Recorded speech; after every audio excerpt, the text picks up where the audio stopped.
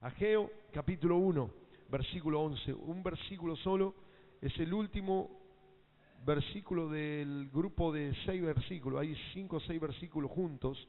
El anterior al 12, para ubicarlo, porque hay textos que lo tienen completo en varios versículos. Pero el último, antes, pegadito antes del 12, dice allí, Ageo 1, 11, antes del 12. Tendríamos que ir al 12 y retroceder, porque ahí está.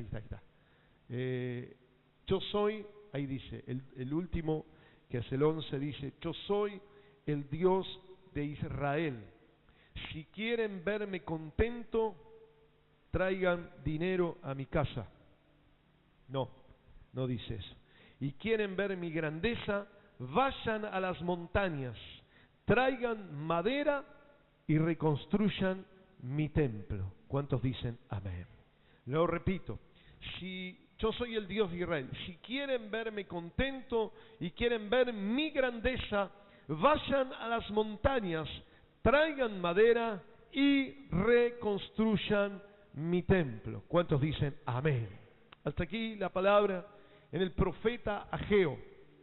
Ageo es el profeta del Antiguo Testamento, el profeta de Israel, que anima al pueblo de Dios en una etapa muy difícil. Ser profeta, yo recuerdo los tiempos de la tercera ola que estábamos viviendo en los 90 aquí, todo el mundo era profeta. Agarraba uno y lo tomaba el Espíritu Santo y profetizaba y se creía medio semidios.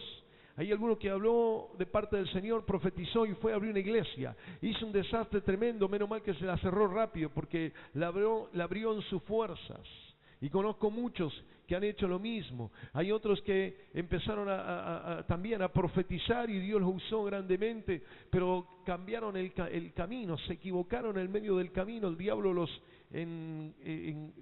llenó de orgullo, de soberbia y terminaron siendo ministerios que juntaban dinero y le sacaban el dinero a la gente, o mejor dicho, simplemente tomaban el dinero de la gente, que la gente daba, porque usted sabe, muchos dan y tratan de dar con sabiduría, y tratamos de dar con sabiduría, y cuando damos Dios nos bendice, pero el que recibe a veces se la guardó. Yo conozco muchos casos, hay muchos ministerios, personas que terminaron en la policía casi, ¿no? En la justicia, y él profetiza en un tiempo difícil, donde profetizar no era una palabra fácil, no era como le estaba diciendo recién el avivamiento, que dice todo te va a salir bien y vendrán tiempo de gloria y tiempo de prosperidad y tiempo de esto y lo otro, sino en tiempos difíciles, en tiempos donde los profetas ya ni siquiera profetizan, ni siquiera están en el camino del Señor.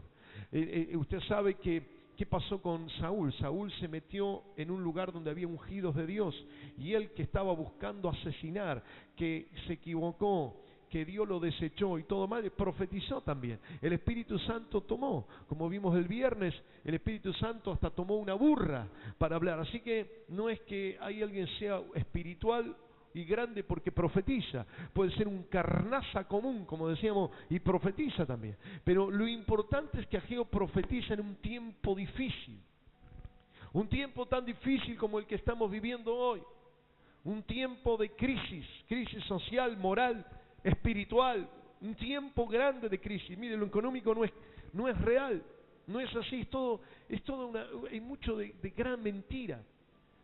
Yo hablo permanentemente con un montón de gente extranjera. Hable con los venezolanos. ¿Cuántos conocen algún venezolano que hablan? Levante la mano, poquito, pero hable con los venezolanos. Ahora dice, ¿de qué se quejan acá en este país? En este país, ¿de qué se quejan? Me dicen. Vienen y tienen trabajo, claro. A veces salen a las 6:30 de la mañana y llegan a las 9:30 de la noche, de lunes a sábado, y algunos de lunes a domingo, todo, de lunes a lunes, todos los días. Y no es la crisis material, eso no es tan así, hermanos queridos, no es tan así, porque nosotros vemos, hay gran necesidad cuando vamos a Güemes, por ejemplo, pero nosotros tenemos que ocupar de los niños, porque muchos tienen alimentos, el gobierno le da alimentos, todo lo que sea, pero ¿saben qué? Los padres no les importa, no le hacen la comida a los hijos. Lo que nosotros queremos hacer los comedores no solamente es para darle de comer, sino para tener un par de orejas que escuchen a los niños. ¿Cuántos dicen amén? que le enseñe. Nosotros nos sentamos con Josefina, como hicimos también con nuestros hijos, a que lean, a que escriban, y nadie se sienta con ellos. Yo le dije chicos que están en la secundaria, en la secundaria, y no saben leer.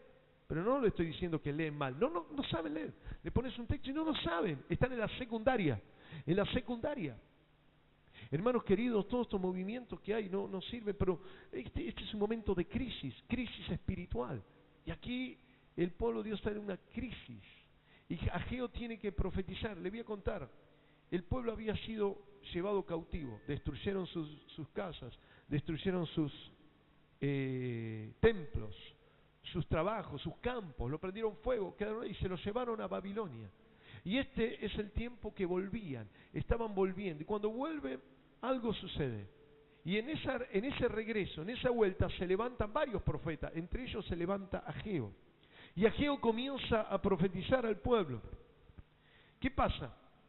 El pueblo recibe, cuando cae Babilonia, recibe por el rey de Persia, recibe el mensaje que Israel puede volver a su tierra. Inclusive hasta le iban a ayudar con algunos víveres, con algunos bienes, madera y otras cosas.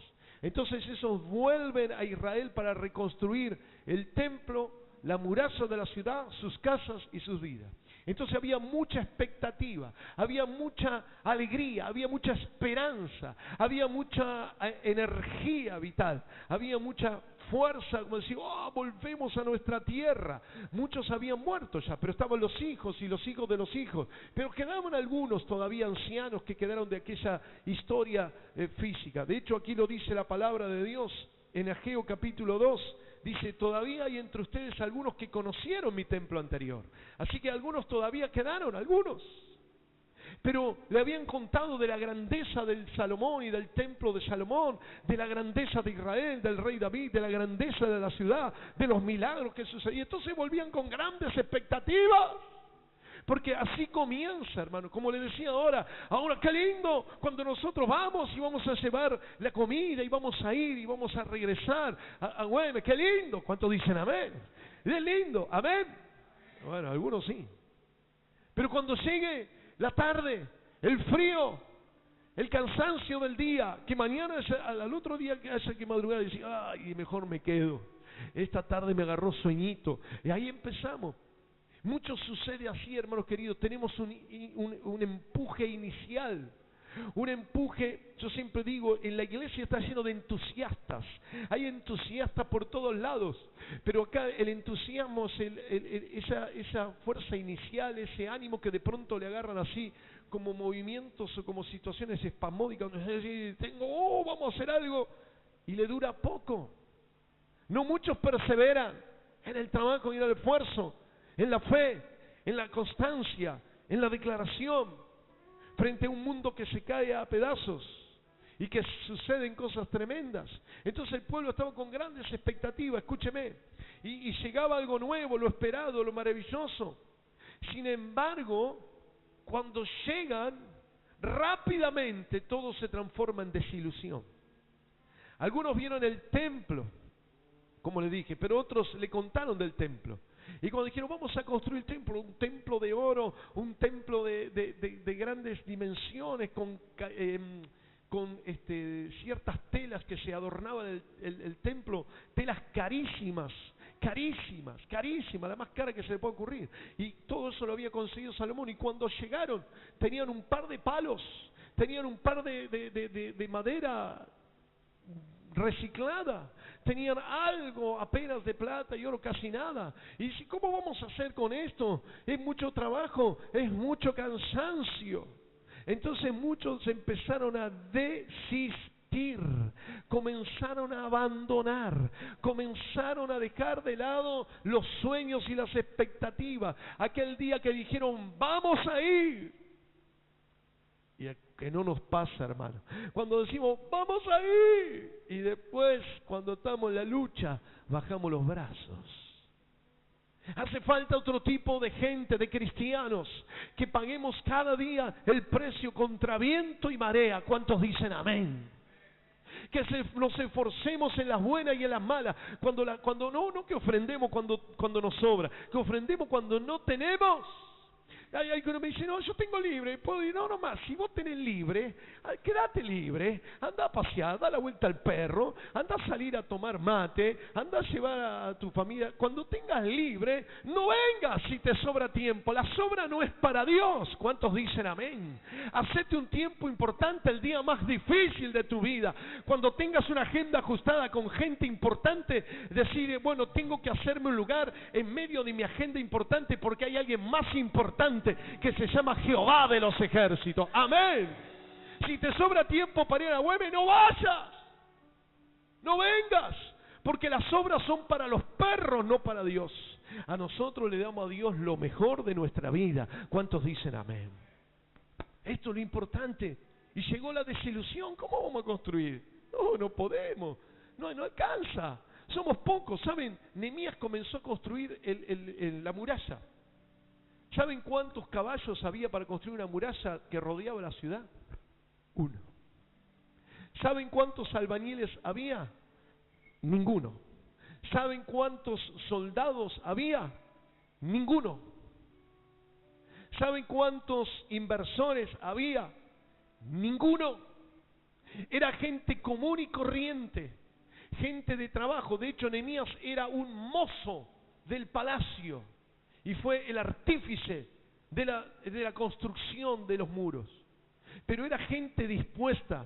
Y dice, por la mañana levantaban las paredes, por la mañana levantábamos el muro y por la noche hacían de centinela. ¿Cuántos dicen amén?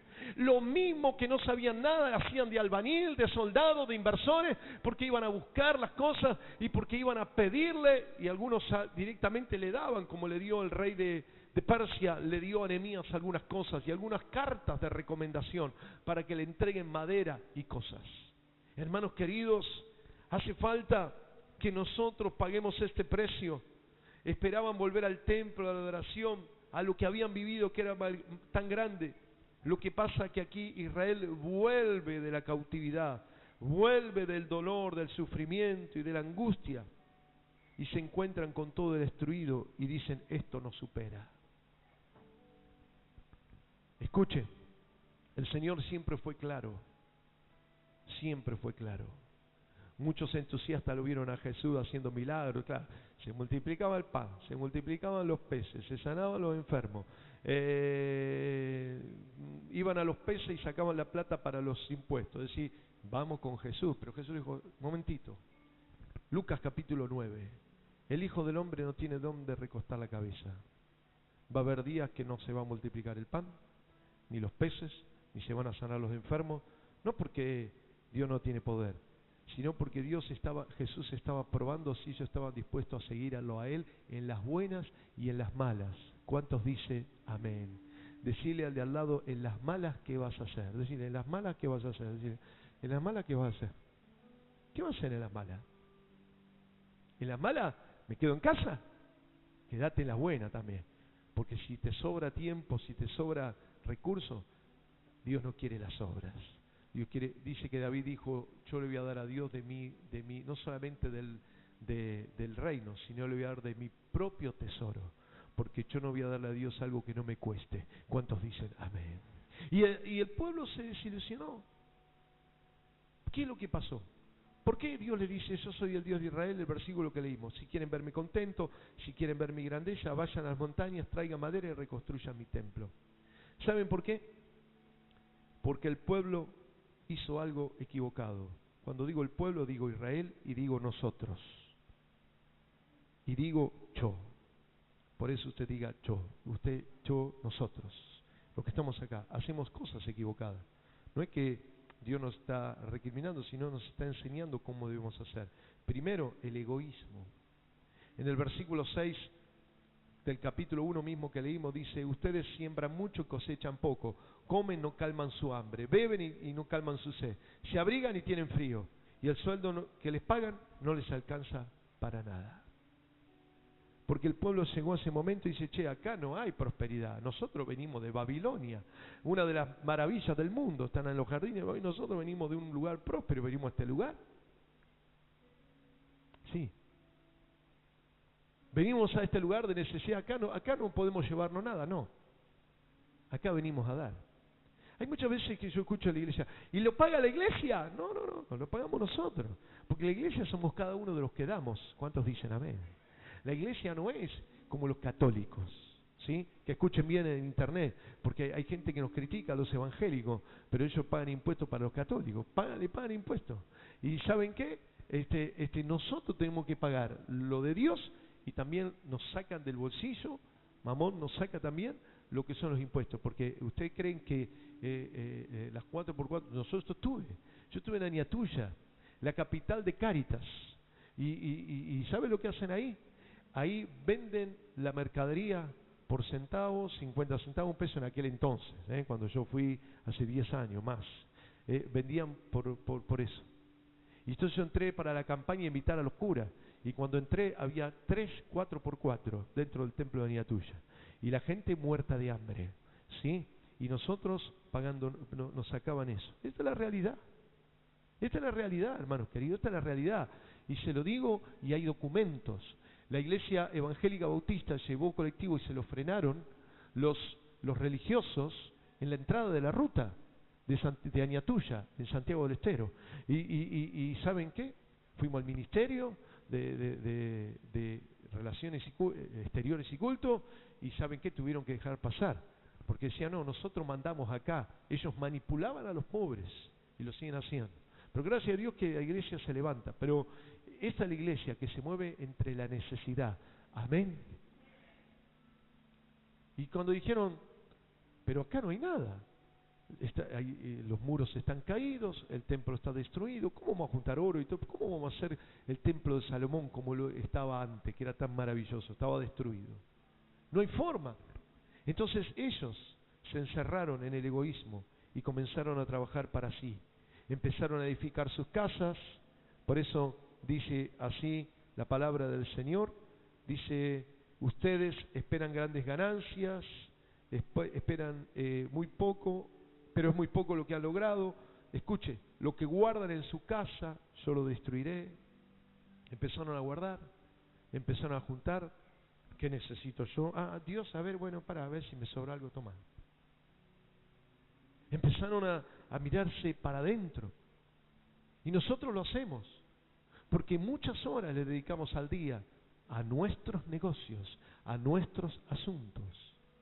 Y el Señor espere, que espere. El egoísmo es algo que el Señor no quiere, no le agrada. Bueno, en realidad, nosotros somos libres. Pero si decimos que amamos a Dios y que somos cristianos, si decimos vivamos como tal, ¿cuántos dicen amén? Vivamos como el Señor dice. Entonces dice, ustedes se piensan en la comida, la bebida y el vestido, saciar lo personal, atender sus propias vidas, su presente, su familia, su futuro, lo propio. Pero hermanos, vieron que tenían la posibilidad de volver y servir a Dios. Pero cuando vieron el costo que era tan grande, dijeron, no, espera, lo que tenemos, vamos a ocuparnos de nuestras cosas, vamos a trabajar para nosotros, vamos a trabajar para nuestras casas. Y dice uno de los textos, vuestras casas están artesonadas, dice en una de las traducciones, están artesonadas, están muy lindas, dice, pero mi casa está desierta, dijo el Señor. Y yo le dije recién que el Señor le dijo, el Hijo del Hombre no tiene dónde recostar su cabeza. Que el Señor no se dedicó primero a la casa. De hecho, el Señor tuvo que estar en la casa de Lázaro, en la casa de sus amigos. Estaba el Señor, porque todo lo que daba, y todo lo que hacía, y todo lo que producía era para dar. Y Él estaba siempre en prosperidad y en bendición. Y daba, y seguía Dios usándolo. Hermanos queridos, estamos muy preocupados por la comida, por el vestido, pero el Señor dice, no se afanen, miren los lirios del campo, no los viste nadie, sin embargo el Señor los viste. ¿Cuántos dicen amén?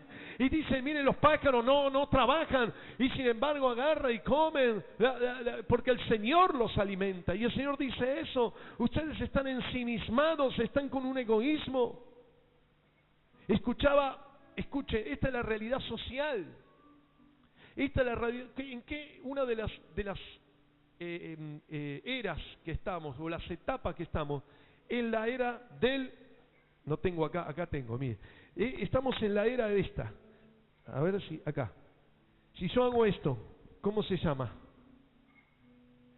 Selfie. Estamos en la era del selfie, todo para uno mismo, todo mirándose para uno, todo enfocándose para uno. Es la etapa que vimos, la etapa del selfie.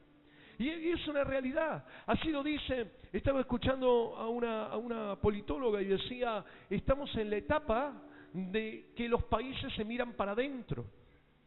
Se levantaron los líderes mundiales. Trump dice, ahora vamos a dedicarnos a Estados Unidos, que reviente China, que revienten los países de Latinoamérica, porque mira hacia adentro. Y ahora en Brasil, aparentemente, parece que va a ganar alguien que dice, vamos a mirar solamente para adentro, vamos a mirar a Brasil nada más. Es decir, es la realidad mundial y nosotros estamos inmersos y nos dejamos llevar por esas cosas y vivimos la selfie. Es el tiempo de la selfie cristiana, donde solo miramos a nosotros mismos. Y dice el Señor, mi casa está desierta. Una de las cosas, como le dije, es el egoísmo, pero la otra el materialismo. Esperan grandes ganancias. Y dice, y mi templo está en ruinas. Y ustedes solo piensan en arreglar sus propias casas. Hermanos, dedicamos, como le dije, tanto tiempo a ganar dinero para nosotros, para tener un buen bienestar, para tener un buen auto, para tener unas buenas vacaciones, para tener un buen pasar, para comer buenas comidas, para un montón de cosas. Materialismo y egoísmo es la realidad. Y el Señor lo dice, ustedes se enfocaron en ustedes mismos. Se enfocaron en ustedes mismos y en ganar lo propio. Y mi casa está desierta, dice el Señor. Y mi casa está vacía. Y mi templo está en ruinas. Hermanos queridos, es la realidad. Es la realidad. Es lo que el Señor nos está convocando. A buscarle, a buscarlo a Él en su templo, en su presencia, a estar junto a Él. Pero hermanos queridos, el Señor le dice dos cosas, marcaron la realidad de Israel. Empezaron con entusiasmo, vinieron contentos a Israel, pero pensaron que todo iba a ser fácil. Dice que el Señor le dijo, el que no come y bebe mi sangre, es decir, el que no paga un precio muy alto, no es digno de mí. Y Jesús miraba al piso. Todos los que estaban ahí se fueron. No, nosotros pensábamos que esto era milagro tras milagro. El Señor dijo, no, van a tener que pagar un precio muy alto. Y miró así y quedaron los 12. Y le dijo, ¿ustedes también se quieren ir? Y Pedro, que ya había parado y todos lo miraron a Pedro, se asustó, se volvió a sentar y dijo, ¿a quién iremos? Solo tú tienes palabras de vida eterna. Amén. Pero hermanos, escuchen esto. Esto es lo que Israel o el pueblo de Dios hace. Pero ¿cuál es la clave de Dios? Y esto es lo segundo que le digo. ¿Cuál es la clave de Dios? La clave de Dios es el versículo que leímos. Es el versículo 11. Yo soy el Dios de Israel. Si quieren verme contento y quieren ver mi grandeza, vayan a las montañas, traigan madera y reconstruyan mi templo. ¿Cuál es la clave de la bendición? Es una bendición que era espectacular, una bendición que es espectacular. Número uno, ¿qué es lo que dice? Agradar a Dios. Si quieren verme contento, significa agradar a Dios. Dice que el buen siervo trabaja para agradar a su dueño. Es decir, ¿qué puedo hacer cada día para que Dios se agrade? Para que Dios esté feliz, para que Dios diga, qué bueno que tengo un hijo que me ama, que me sirve, qué bueno que el Dios de los cielos se sienta bien. Porque no se trata de nosotros. ¿Se acuerda el primer mensaje que nos dio Sebastián ese viernes que comenzó a ministrar él aquí en marzo? Él dijo, no se trata de nosotros, se trata de Él, se trata de lo que Dios quiere, se trata de lo que el Señor quiere para cada uno de nosotros. No se trata de nosotros, no se trata de cuando estoy, no, todos saben que estoy, y sí, estamos con problemas, todos estamos con problemas. Hermanos, ¿ustedes creen que no? Jesús se encontraba a punto de ser crucificado, sin embargo no perdió la compostura, no perdió la integridad, no perdió la la paciencia y dijo: no maten a nadie, ha llegado mi hora, es el tiempo que se cumpla, es el tiempo, hermanos queridos. Tiene que haber un tiempo nosotros que estemos dispuestos a pagar un costo alto, no que nos sacrifiquemos, porque para eso lo hizo Cristo, pero que sí nos esforcemos, que sí hagamos un esfuerzo un poquito más de lo que hicimos ayer. ¿Cuántos dicen amén? Si queremos agradar a Dios, si quieren verme contento, dice. Es decir, que la clave que el Señor dice es agradarle. Cuando le cantamos, cuando le oramos, cuando compartimos el Evangelio, estamos agradando al Señor. Estamos haciendo que el Dios de los cielos se fortalezca en nosotros. Él es grande y poderoso, pero en nosotros comienza a hacerse grande. Hermanos queridos, hay que agradar a Dios, hay que agradar al Señor. No se trata de mí, se trata de Él. No sabe lo que estoy pasando. Sí, en el mundo tendréis aflicción, lo dijo Jesús. Dijo que iba a ser difícil, dijo que iba a haber grandes necesidades. Algunos le dijo, como a Pedro, le dijo cuando el Señor se iba, le dijo: Pedro, ¿me ama, Pedro? Y cuando le dice, hay alguien, porque le estaba dando a entender que lo iban a asesinar por causa del Evangelio. Y hermanos queridos, así a Pablo lo golpearon por causa del Evangelio. No estoy hablando que esto es sufrimiento. Dios nos da la victoria, pero tiene que haber gente dispuesta a pagar un precio. ¿Cuántos dicen amén? No se trata de ir al culto, ir a misa. Hermano querido, eso es lo mínimo que tenemos que hacer. Es lo mínimo, pero no termina su trabajo hoy. Usted tiene que comenzar esta tarde: Señor, ¿qué puedo hacer para agradarte? No quiero decir que, por recién le dije, a veces algunos ofrendan, ya entonces no hay que ofrendar. No, Cornelio dice que Dios se agradaba de las ofrendas que daba Cornelio, y era tanto lo que hacía en dar económicamente Cornelio, que el Señor lo bendijo y mandó a llamar a Pedro, y vino a la casa de Cornelio, y fueron llenos del Espíritu Santo y comenzaron a ministrar en lo sobrenatural, porque hay alguien que por lo menos daba. Cornelio era ignorante, lo que sabía que se podía dar a Dios, y por lo menos hacía eso, pero estaba buscando de corazón a Dios. Abría su casa también, no solamente daba, sino abría su casa. Siempre digo que tiene que ser, hermanos queridos, de que nazca de cada uno. Yo no sé cuántos vinieron esta semana a orar, como yo le dije, espontáneamente. Estoy esperando que usted ahora se despierte y llame a uno y otro: mira, vamos a orar el lunes, el martes, cuando sea. Acá para venir a orar se puede venir en cualquier momento. Alguien diga amén. Y yo lo estoy poniendo en práctica, y a veces me llaman: Seba, lo llamo, y venimos aquí, oramos y clamamos y oramos en cualquier momento. Una hora, media hora que tenemos, oramos, clamamos, pedimos, suplicamos, y sé que se están abriendo las ventanas de los cielos, pero nosotros tenemos que hacerlo. Hay que agradar a Dios, porque Él es nuestro dueño, y dice que el verdadero siervo agrada a su dueño. Entonces, si Él es nuestro dueño, nuestro Señor y nuestro Padre, nosotros debemos agradarlo. Pero lo segundo que dice, si quieren ver mi grandeza, significa confiar en ese poder de Dios, la grandeza de Dios. Si ustedes quieren confiar en mí, ¿por qué habla de la grandeza? ¿Simplemente para mostrar la grandeza? No, porque la grandeza de Dios es el poder de Dios, es la victoria del Señor sobre todas las dificultades, los problemas y los diablos. ¿Cuántos dicen amén? Esa es la grandeza, y yo confío en la grandeza de Dios, confío en el poder sobrenatural de Dios, confío que Él va a cambiar la realidad, que Él va a hacer algo nuevo, Él va a hacer algo diferente, Él va a tocar en forma sobrenatural. ¿Cuántos dicen amén?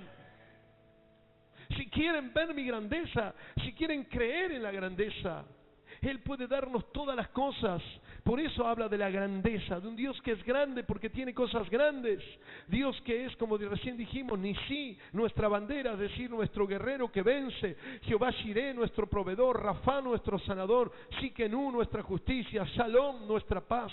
Él es todo lo que necesitamos. Lo que tenemos que hacer es confiar en Dios. Sí, confío en Dios, pero nada. Confío en el Señor, confío en el Señor. El Señor dice: si quieren ver mi grandeza, si quieren ver el milagro suceder, si quieren ver que sus vidas son tocadas por mi poder. ¿Cuántos dicen amén? Entonces algo tenía que hacer el pueblo, o algo tenía que decidir, porque no se trata de hacer obras, simplemente tomar buenas decisiones. Y ahí dice, vayan a las montañas. Ahí lo dice.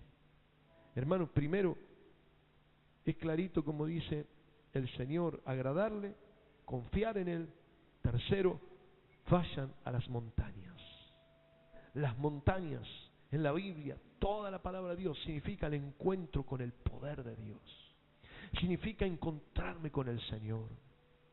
Si usted no separa un tiempo cada día para encontrarse con el Señor, no va a conocer, no va a experimentar la grandeza de Dios. Es cuando usted está en el secreto, cuando usted recibe la bendición, el poder, la fuerza, la sanidad, lo milagroso. Por eso tenemos que buscarle todo momento y confiar en Él, confiar en el Señor, confiar en el Señor, esperar en Él, confiar en Él e ir a la montaña, ir al lugar alto donde Dios está. Eso significa la montaña, la Biblia. Cuando van a la montaña, van al lugar donde se encuentran con Dios.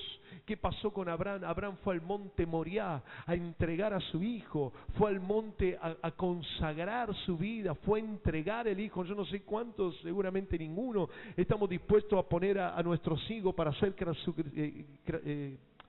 sacrificados. No tenemos ni la idea de poder pensar por nuestra cabeza. Dios lo hizo por amor a cada uno de nosotros. Y le dijo a Abraham, y Abraham estaba dispuesto. Entonces fue al monte Moriah, y cuando estaba a punto de sacrificar a su hijo, el Señor dijo, no lo hagas. Y Abraham le dijo, pero yo ya di la promesa, y estoy aquí, y el único que está es mi hijo, y ya está el altar, y yo lo tengo que hacer, no puedo retractarme. Ya no se podía retractar. Entonces apareció, y ahí aparece en la Biblia, Jehová Jireh, que significa proveedor, y un animal quedó trabado ahí en los arbustos, y ahí estaba la provisión de Dios. En el monte está la provisión para nuestra vida. En el monte está la salud, la victoria, la prosperidad. En el monte está lo que necesitamos. ¿Cuántos dicen amén? Por eso el Señor le dijo, vayan a mi monte donde está mi templo. No solamente congregarse, fundamental congregarse todas las veces que sea posible, todas las veces. Aquí hay cultos 3 veces por semana. En Güemes, ¿cómo es Paso del Rey también. Hay 2 veces también culto. Así que en el ministerio, más de los sábados cuando vamos a ministrar a los niños, también damos la palabra, también oramos, también clamamos, también ofrendamos. Así que hay 6, 7 cultos por la semana para que usted pueda estar en la mayoría de ellos, para venir a la casa del Señor. Pero la montaña es el tiempo que usted se para en su casa para encontrarse con Dios, como Abraham se encontró con la provisión en el monte, en la montaña de Moriah. ¿Cuántos dicen amén? Elías también se encontró con el poder sobrenatural. Fuego cayó, ¿dónde? En el monte Carmelo, en el monte de la victoria, en el monte del Señor. Fue ahí donde se manifestó el poder de Dios. Fue ahí donde fueron derrotados los Baales. Fue ahí donde fue derrotada Acera, Astarté. Fue en el monte Carmelo donde Dios se mostró victorioso. Amén. Pero si no vas al monte, no vas a tener victoria. El monte es mi tiempo con el Señor, donde nada tiene que interrumpirte. Cerrar la puerta con llave, como dice la palabra, y oren y busquen al Señor. Pero no estamos hablando de repetir como loro una serie, sino encontrarme realmente con Dios, reencontrarme en la intimidad con el Señor, decir, Señor, aquí está mi vida.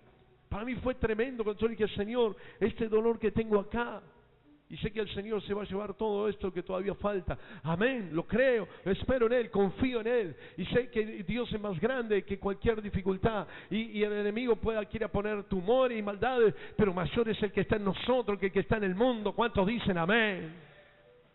Porque si el bendito vive en nosotros, si el enemigo quiere poner algo, el bendito lo hace desaparecer. Amén. Así que lo creo, lo creemos, lo confiamos de esta manera en el Señor. Pero es en el monte. ¿Y qué pasó Jesús?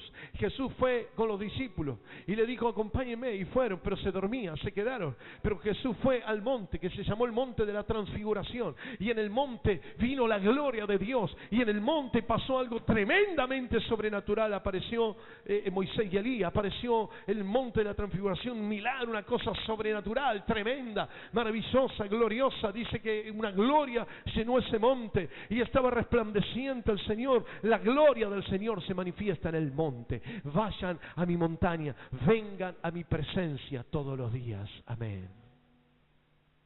Entonces, agrádenme, confíen en mí, vayan al monte.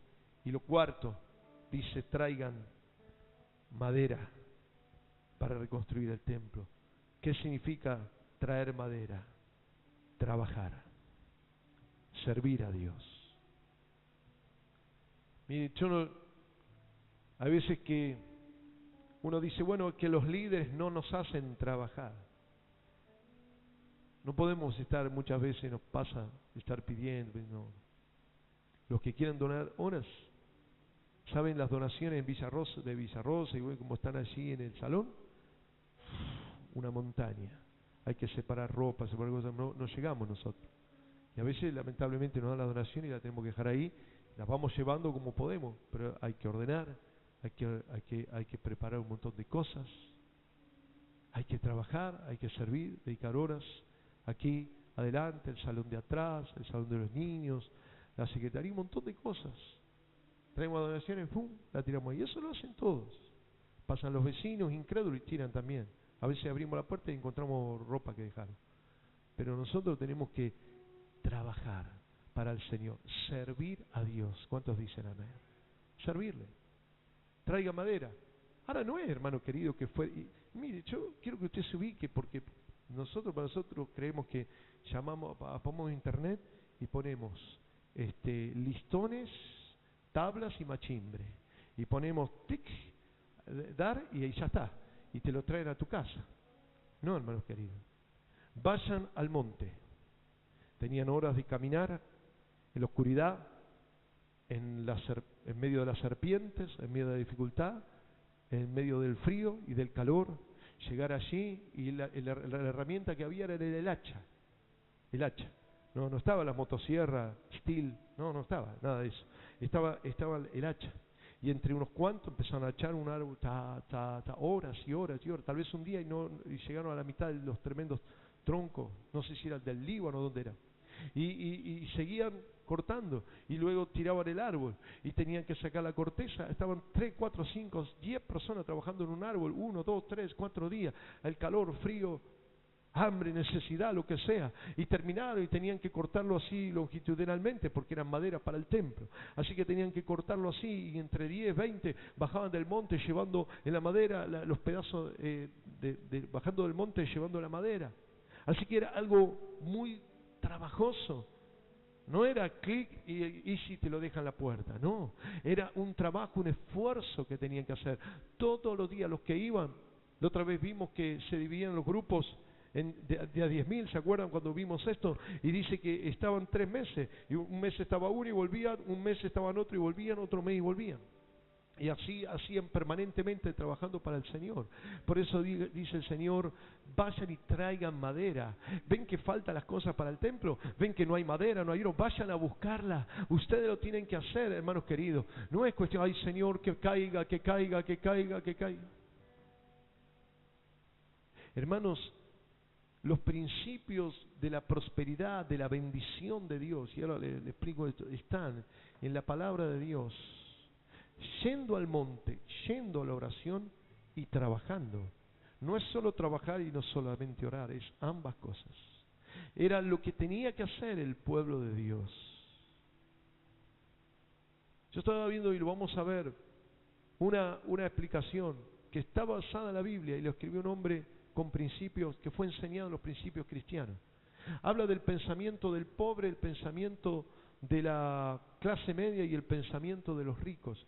El que más se parece a la Biblia es el pensamiento de los ricos. El pensamiento del pobre tiene una mentalidad equivocada. Primero, el gobierno. Cuando caiga el gobierno, cuando paguen lo que tengan que pagar, cuando dejen de pagar impuestos, los ricos pagan impuestos también, pero siguen siendo ricos porque tienen otra mentalidad. Porque saben más, tienen una mentalidad diferente a los que los mismos que gobiernan. Entonces, el gobierno me tiene que dar, tiene que proveer, se tiene que encargar de mí, tiene que darme el subsidio, me tiene que aumentar la jubilación, y nosotros pensamos de esta manera. El pensamiento, el pobre piensa así, el gobierno, cuando cambia el gobierno, y yo voy a ver qué hace el gobierno, después cambio, después transformo mi mente. No, Ese es el pensamiento de derrota.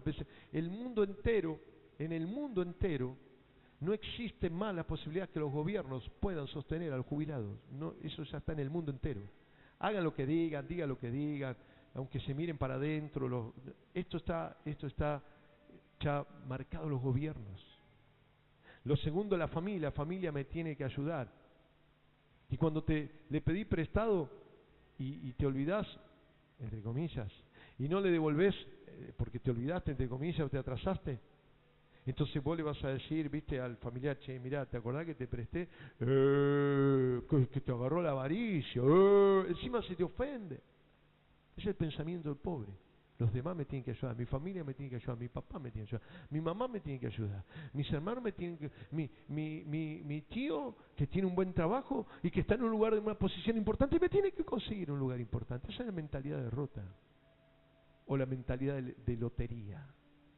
¿Sí? Me voy a encontrar de pronto con la grande. Como no jugamos a la grande, lo tenemos que encontrar detrás de un árbol. Eso es un pensamiento mágico. Perdone que le diga así, es un pensamiento estúpido. Es un pensamiento pobre, berreta, de cuarta. Trabajen, vayan y traigan madera. Vayan y esfuércense. Trabajen. Obviamente, la bendición viene de parte de Dios. ¿Cuántos dicen amén? Y termino diciéndole esto. ¿Cuáles son las consecuencias de todas estas cosas? Nos vamos a poner de pie, hermano, porque se lo voy a decir directamente de la palabra de Dios. Escuche, mire lo que dice la palabra del Señor, porque la recompensa es grande. No crea que usted va a servir a Dios, va a confiar, va a ir al monte, va a ir a la montaña, va a trabajar, va a traer madera, va a agradar a Dios, va a hacer todas las cosas y se va a quedar con las manos vacías. Ese es un Dios trucho. Mi Dios no nos deja ninguno con las manos vacías. Ninguno. Pero ¿saben qué? Hay recompensa. La palabra dice, escuche, se lo leo, el 2:18, estamos en el libro de Ageo, siempre Ageo, son 2 capítulos nada más. Léalo en su casa. Pero hoy, que es 24 de mes, ustedes han puesto los cimientos de mi templo. Presten mucha atención, porque a partir de hoy, ¿cuándo? Cuando pusieron los cimientos, cuando decidieron servir a Dios, cuando decidieron buscarlo en la montaña, cuando decidieron cortar la madera, trabajar por el Señor, cuando decidieron agradar a Dios, dice, a partir de hoy, que ustedes decidieron, porque el pueblo comenzó a trabajar y comenzó a obedecer al profeta, a partir de hoy todo será diferente, hermano. El día que nosotros consagremos de verdad nuestra vida al Señor, todo será diferente. Y pastor, no cambia las cosas porque sigue siendo igual. A Dios le damos la sobra, nos cansamos, nos agotamos y nos ensimismamos, nos llenamos de egoísmo. Pero el día que realmente abramos los ojos y vivamos por Dios y para Dios, ese día será diferente, dice la Biblia. ¿Cuántos dicen amén?